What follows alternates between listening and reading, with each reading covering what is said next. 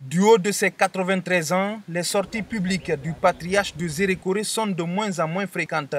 Pour ce début de réhabilitation de la rivière Zali, d'où est tiré le nom de la ville de Zérékoré, même s'il n'a plus ses aptitudes de jeunesse, Molou Homo Azali Zobelemo a tenu à participer au reboisement de 4200 plants le long des berges de ce cours d'eau, aujourd'hui à peine visible.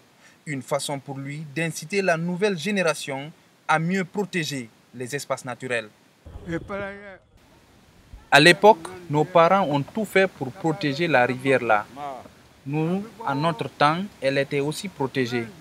Mais ce que je vois maintenant, ce n'est pas joli à voir.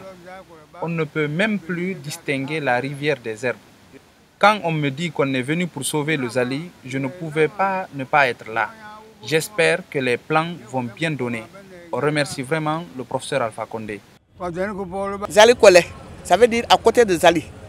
Donc c'est pourquoi on dit Zérékoré. Mais c'est le blanc qui dit ça, mais c'est Zali Kole. C'est le lieu où les gens font les bénédictions pour le village, les sacrifices pour le village, et pour la ville de Zérékoré.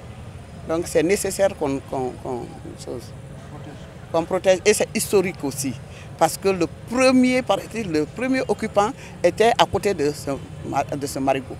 Parallèlement au reboisement, le déguerpissement des occupants illégaux qui étouffent le Zali s'impose pour la réussite de l'opération. Ces jeunes plants mis en terre dans cette zone à forte activité humaine seront exposés à de nombreux risques. Leur surveillance régulière jusqu'à la maturité des plants demeure indispensable. L'occupation anarchique et sauvage des gens au vu au sud de tout le monde. Tous les ans, nous serons là. Donc nous avons toute la possibilité, tout le temps de les évaluer. Si un arbre meurt ici, ça équivaut au déplacement des responsables. Il faut que cela soit clair. Aucun plan ne doit mourir. Aucun plan ne doit perdre la vie ici.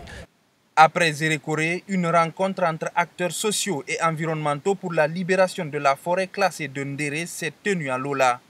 Tous s'accordent sur la délimitation du site avant le déguerpissement de ses occupants, venus parfois de pays voisins.